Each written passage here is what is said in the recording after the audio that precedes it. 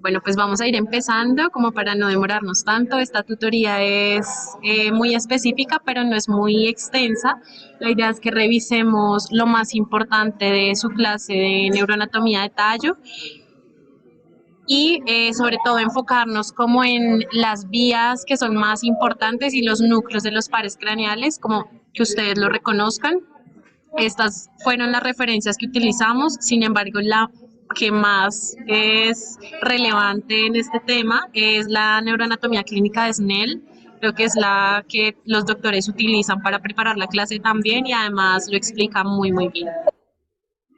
Esta va a ser nuestra tabla de contenidos, entonces como les decía, pues bueno, vamos a hacer como una introducción muy corta de lo que son los componentes y las funciones del tallo, que ya lo hemos revisado, pero pues igual como para irlo orientando. Vamos a hablar de la configuración externa, la configuración interna, que en la configuración interna vamos a tener propiamente los núcleos de los pares craneales reales y la correlación clínica. Entonces, pues la tutoría de hoy, como les decía, pues va a ser de anatomía del tallo cerebral.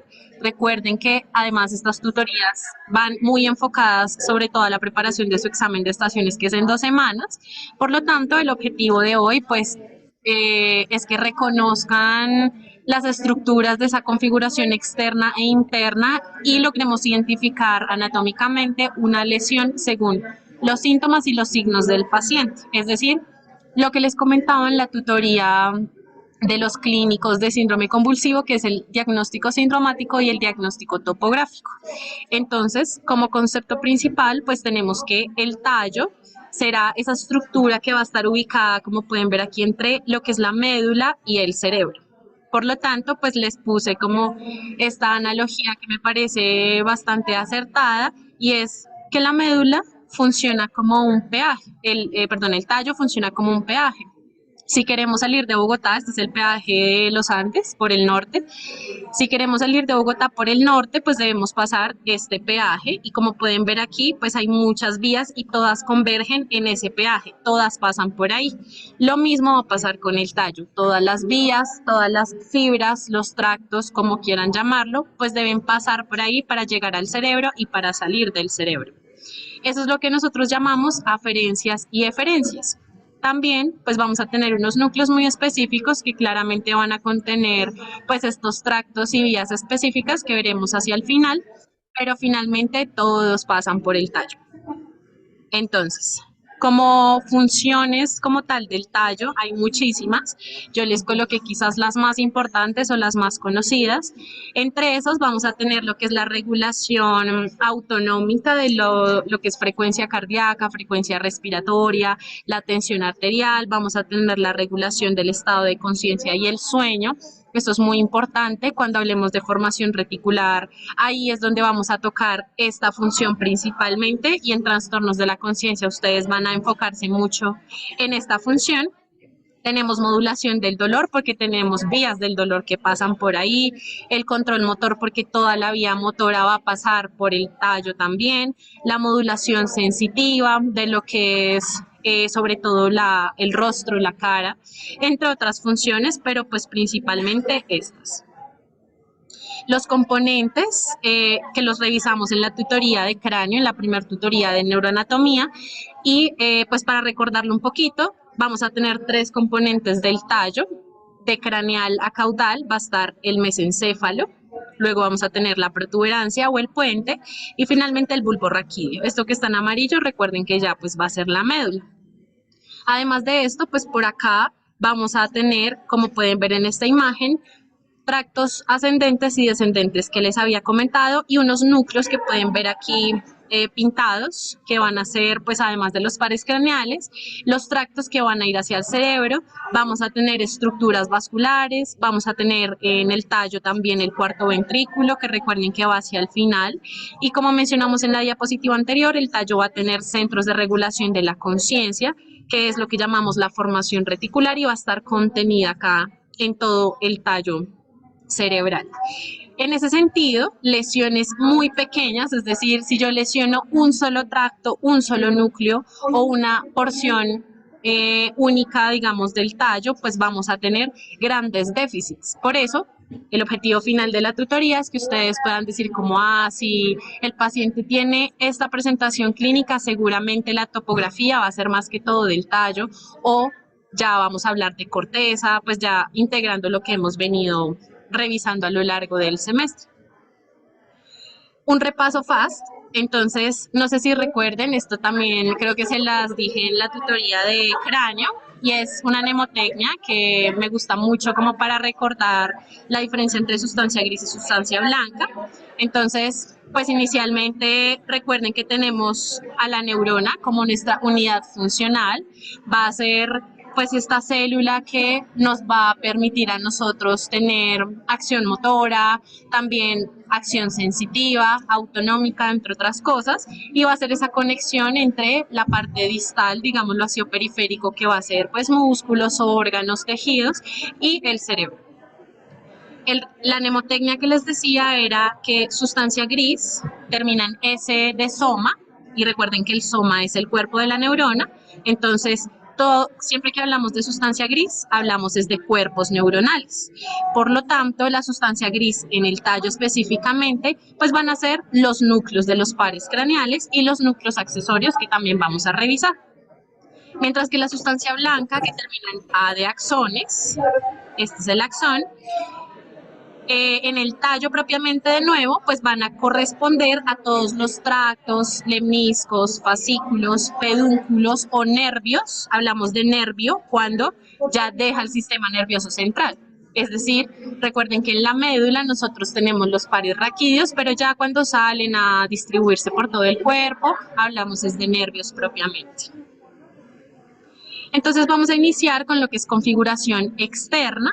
Vamos a tener una cara ventral, que es lo que estamos viendo aquí, y una cara dorsal. Recuerden que ventral de vientre es como decir, entre comillas, anterior el neuro, y dorsal pues va a ser posterior. Entonces, iniciando con la configuración externa en la cara ventral, vamos a tener distintas estructuras en los tres componentes del tallo. Entonces, así a simple vista, si yo veo un cerebro, así como se los estoy mostrando, pues lo primero que me llama la atención son los pares craneales. Eso es lo primero que nosotros logramos ver, ¿cierto? Entonces, pues de inicio ya sabemos que en la configuración externa vamos a ver el origen aparente de los pares craneales, porque ya hablamos de un origen real, que son los núcleos ya dentro del tallo, o sea, en la configuración interna. Entonces, como dijimos, aparentemente pues tenemos acá los pares craneales en la cara ventral. Esto es anterior, ya vamos a ver cómo se ve posterior, pero ya viéndolo por porciones, entonces si iniciamos por el bulbo, en la superficie anterior vamos a tener que tenemos el surco bulbo protuberancial, que me va a dividir pues protuberancia y bulbo. Vamos a tener esta fisura medio anterior, y aquí las pirámides, que acuérdense que en las pirámides es donde algunas vías se van a decusar, o sea, cruzan hacia el otro lado. Vamos a tener también el surco preolivar o lateral anterior, y por lo tanto, pues acá vamos a tener la oliva, ¿cierto? Esta que se ve acá es la oliva.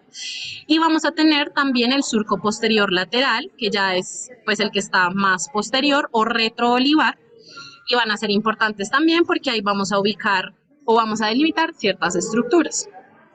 El origen aparente que podemos observar aquí de los pares craneales, pues van a ser entonces noveno, décimo, 11 y 12.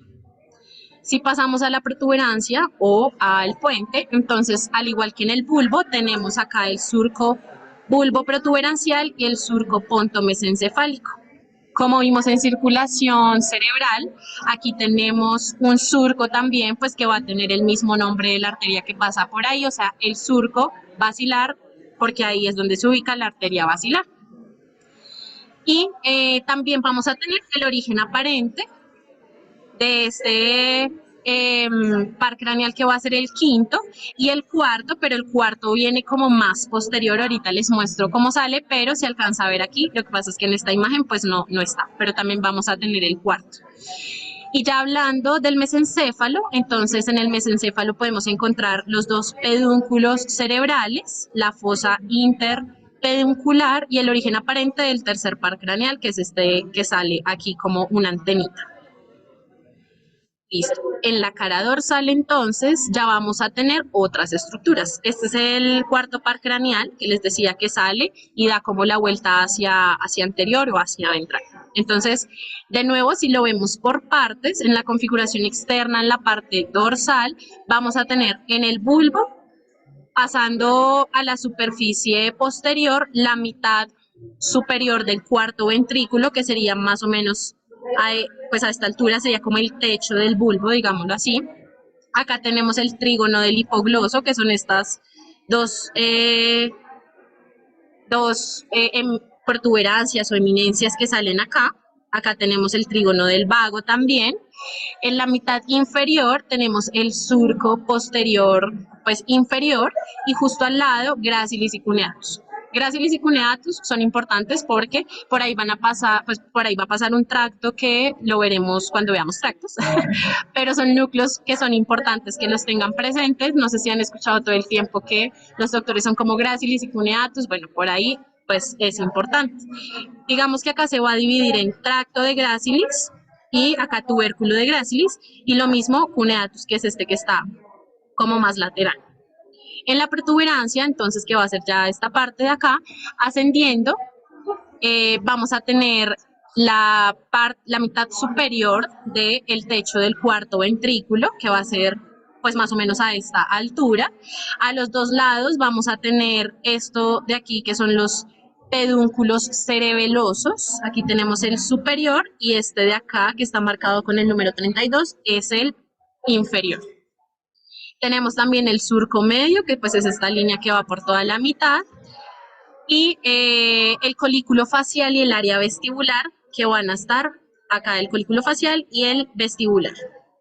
En el mesencéfalo, finalmente, pues tenemos los colículos superiores, los colículos inferiores, y esto es lo que me va a formar el tectum del tallo cerebral. Y como les comentaba, pues el origen aparente del cuarto par craneal. Si miramos una vista lateral, pues no vamos a ver nada distinto a lo que ya hemos mencionado. Acá solamente nos están como agregando el tálamo, pero de nuevo tenemos mesencéfalo en verde, protuberancia en, no sé, como agua marina, y bulbo raquídeo en naranja. Esto ya sería médula espinal, y aquí veríamos entonces algunos orígenes aparentes de algunos pares craneales.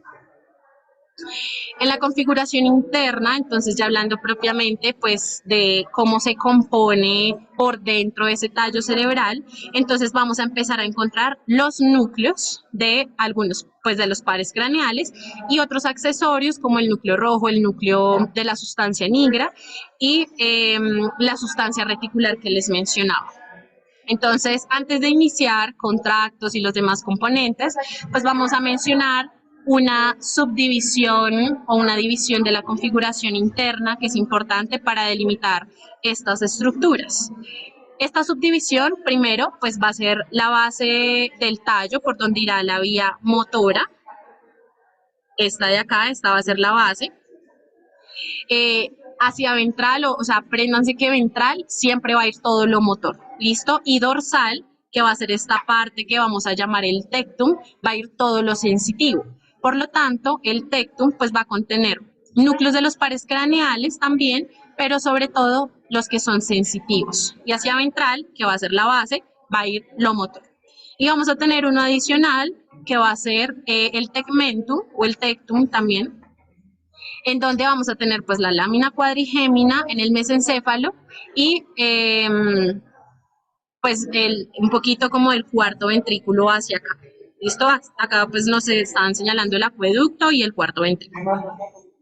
Entonces acá les traje una imagen que les puede resumir un poco lo que vamos a revisar, como de los núcleos y lo que les mencionaba de vías motoras y vías sensitivas, pero pues quiero que lo ubiquemos como tal en un corte transversal del tallo para que ustedes digan como, ya sé pues más o menos dónde está, pero esta tabla la pueden utilizar para estudiar. Entonces, iniciando acuérdense que en el tegmento están los núcleos, en el tegmento del tallo, pues vamos a tener una subdivisión en motor y sensitivo, como les mencionaba, de los pares craneales. Aquí les dejé como lo más importante de esa subdivisión inicialmente motora, que va a ser la misma sensitiva, solamente que pues el componente va a ser distinto. Entonces, vamos a tener una subdivisión motora en fibras eferentes somáticas generales. Entonces, como son somáticas, pues vamos a tener que esas fibras van a inervar específicamente los músculos estriados, perdón, que se van a derivar de los somitas, que acuérdense que eso ya es como una parte embriológica, y se van a encargar de movimientos específicamente de la lengua y de los ojos. Por lo tanto, aquí les dejé entre paréntesis qué pares craneales son los encargados de esta inervación y que van a estar en este grupo motor. El segundo van a ser las fibras eferentes braquiales. Acuérdense que braquial como tal es pues no solamente como el miembro superior, sino en embriología también va a hacer referencia a lo que es los músculos de la masticación, como nos dicen aquí, la expresión facial, la deglución, la fonación y el movimiento lateral cefálico y los pares craneales que pertenecen a este grupo de fibras motoras. Y finalmente tenemos las fibras eferentes viscerales, que eso sí es muy sencillo, viscerales de, pues claramente van a inervar las vísceras, es decir, van a tener un componente autonómico parasimpático y por lo tanto se van a encargar del músculo liso, glándulas de la cabeza, cuello y torso. Y acá los pares craneales, pues que me van a realizar esta función. Por parte sensitiva, como les decía, tenemos la misma subdivisión, solamente que la tercera vamos a tener como el especial, el sensitivo especial, que va a ser del octavo par craneal, que recuerden que tiene dos fibras, una vestibular y una coclear.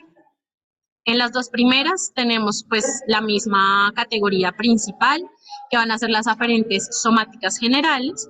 Estas se van a encargar de recibir y conducir estímulos sensitivos de lo que es piel y mucosa.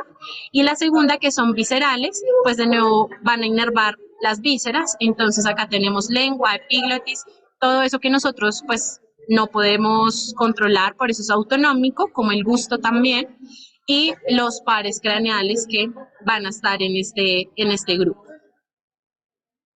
Entonces, acá les dejé este diagrama que me pareció muy chévere, que nos muestra cómo van a ascender y descender las distintas fibras a través de los núcleos reales de los pares craneales y acá en una convención a través de distintos colores les están mostrando entonces estas son motoras, estas son sensitivas y estas son somáticas.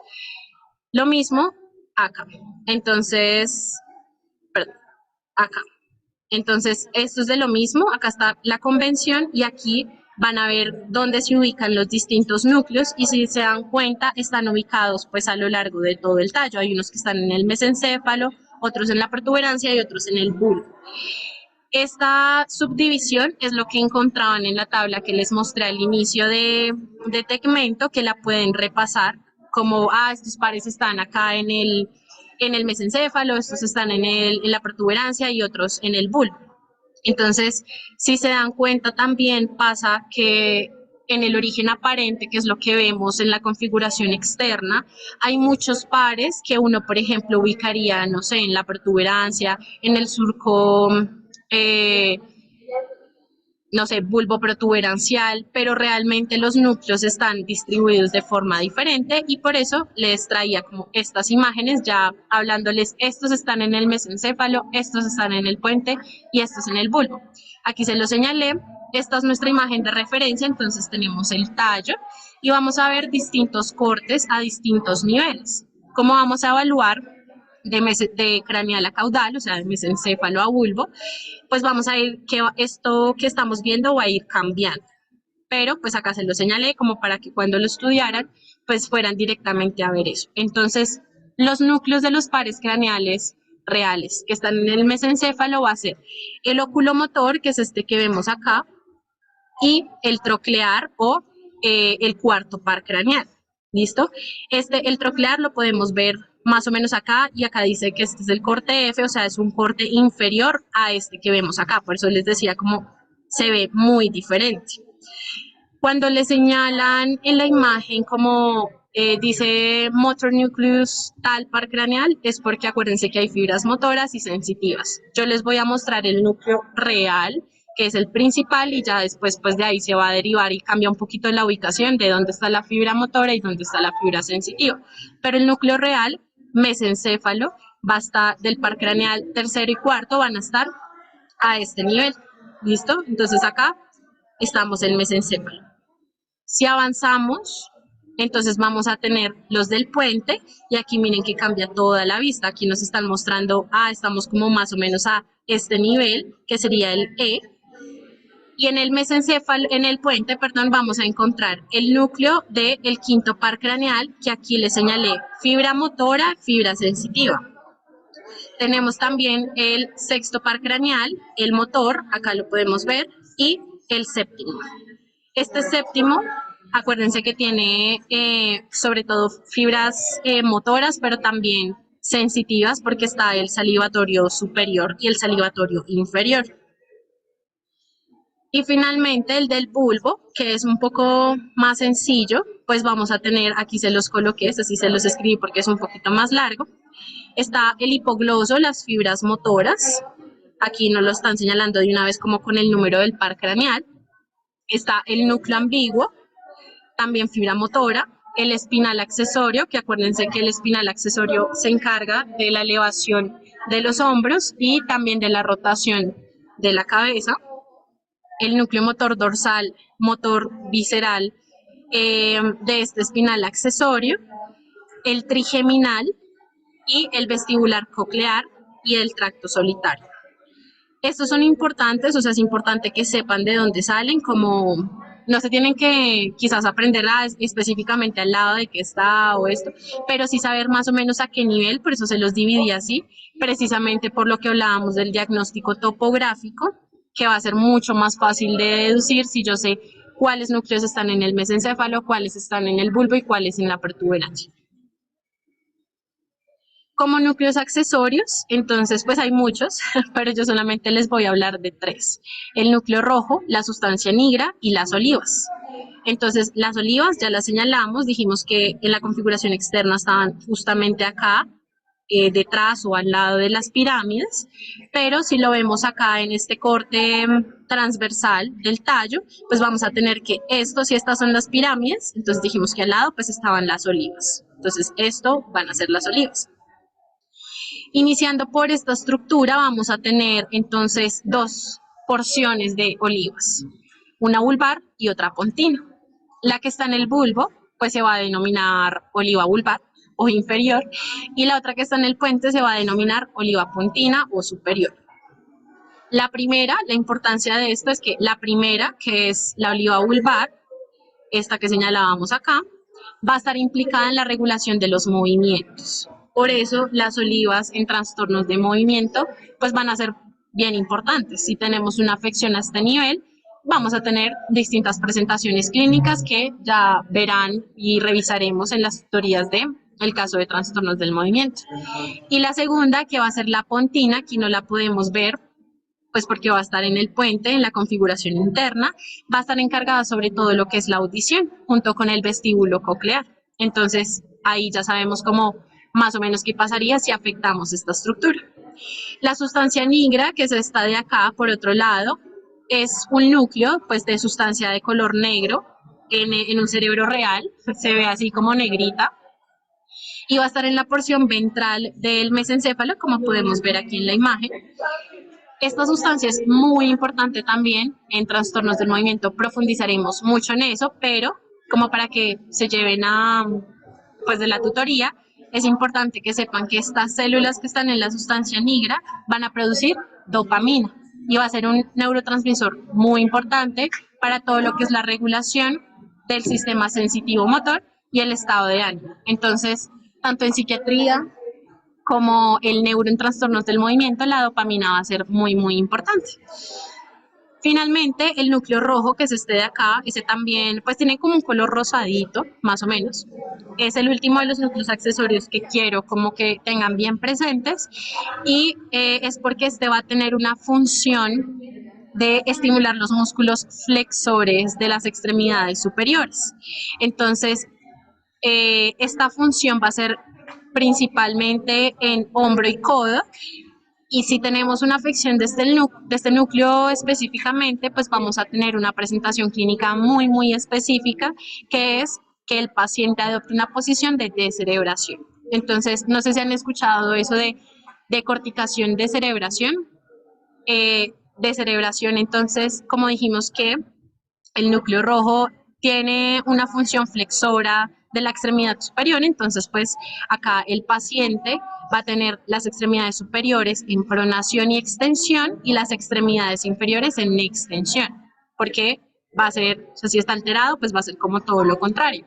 Y la decorticación, entonces va a ser posición de flexión. Núcleo rojo, descerebración. ¿Listo? Para que se lleven, eso es muy importante, puede que se los pregunten, no sé, pero en la clínica sí es súper característico.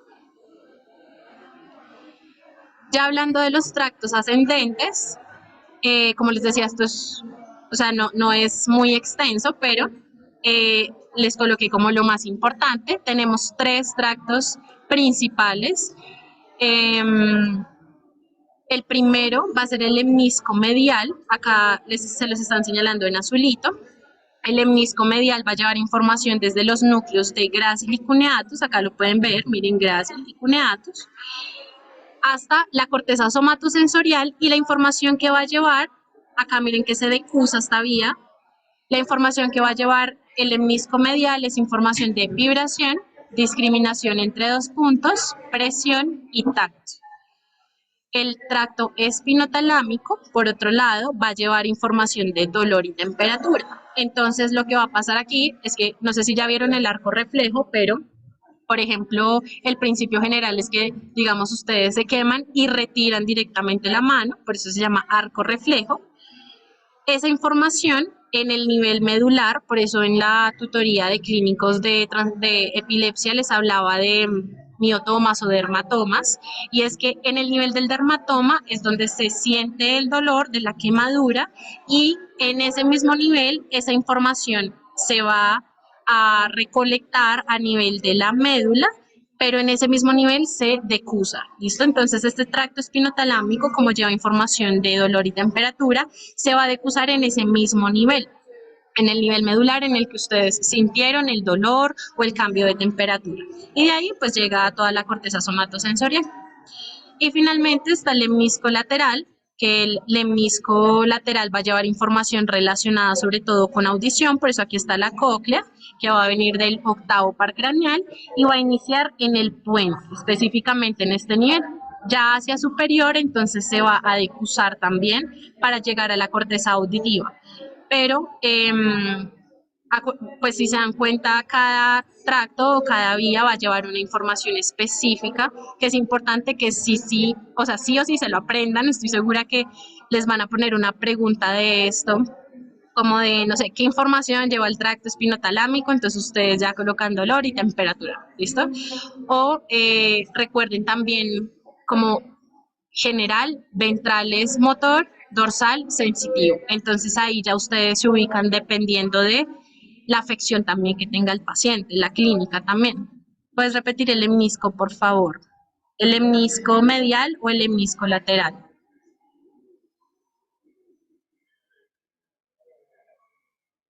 Medial. Entonces, lemnisco medial va a llevar información de vibración, discriminación entre dos puntos, presión y tacto. Este lemnisco lo que va a llevar fibras o información desde los núcleos de Gracilis y cuneatus hasta la corteza somatosensorial. Y se va a decusar más o menos aquí cuando veíamos la configuración externa dorsal hasta el nivel acá como del núcleo del hipogloso, más o menos. Entonces ahí se decusa y sube hasta la corteza somatosensorial.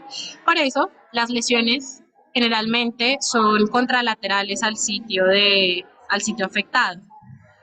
¿Puedes repetir la función del lateral? Claro. El lemnisco lateral, acuérdate que lleva, acá por eso les coloqué esta imagen que tiene la cóclea para que se acordaran que es información relacionada con la audición que viene del octavo par craneal y va a iniciar en el puente. Ese es el lemnisco lateral, información de audición del octavo par craneal. de la parte claramente pues coclear, porque la vestibular es equilibrio. No sé si tienen otra pregunta de esto. Es súper importante que se aprendan como qué información lleva cada tracto, por lo que les decía.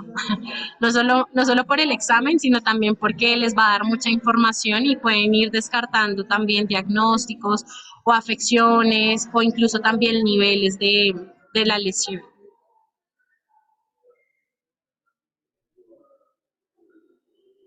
Listo. Bueno, voy a continuar.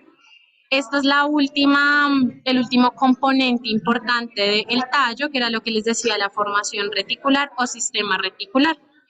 Esta formación reticular, como su nombre lo indica, reticular viene de red, y si se dan cuenta, pues estos tres colores que están acá resaltando fibras, corresponde a la formación reticular. Es como un sistema de retroalimentación entre la corteza y el tallo cerebral.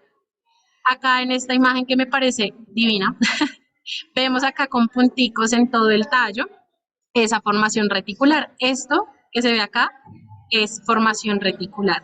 Y lo más importante de esto es que este sistema va a estar encargado de la coordinación del movimiento, de la regulación autonómica, que entra ahí respiración, frecuencia cardíaca, presión arterial que les comentaba en la primera diapositiva, del alertamiento, la vigilia y el sueño, y del reflejo neurovegetativo y reflejo postural. Por eso les decía que cuando vean alteración de la conciencia y quizás un poco también trastornos del movimiento, van a ver esto de formación reticular, porque todo esto pues no solamente se queda en el tallo, sino, como les decía, es una retroalimentación entre la corteza y el tallo, y además que miren, pasan por los ganglios de la base. Por eso hablamos también de coordinación del movimiento. No sé si tienen alguna duda, eso sería todo de tallo, es como lo más importante.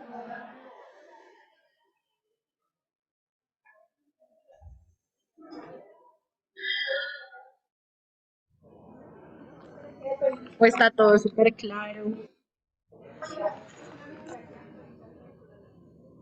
El núcleo rojo de la clínica es que se descerebra, sí, sí, Pau, eso es. O sea, cuando vean un paciente con descerebración o en posición de descerebración, pues ya ustedes dicen esa lesión, núcleo rojo. Con mucho gusto. Con mucho gusto.